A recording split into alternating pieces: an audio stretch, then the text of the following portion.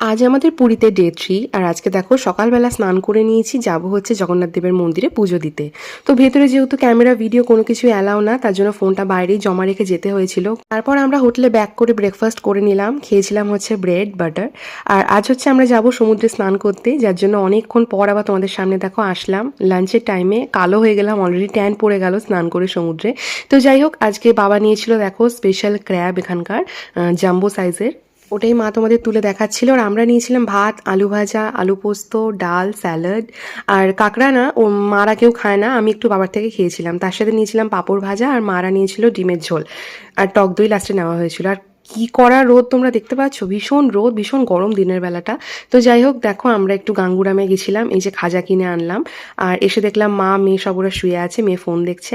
আর খাজাটা খেতে গাওয়া ঘের এতটাই ভালো যে আমি তখনই খেয়ে নিয়েছি। চলো এই ভিডিওটা এখানেই শেষ করলাম, পার্ট 2 এর জন্য ওয়েট করো। বাই।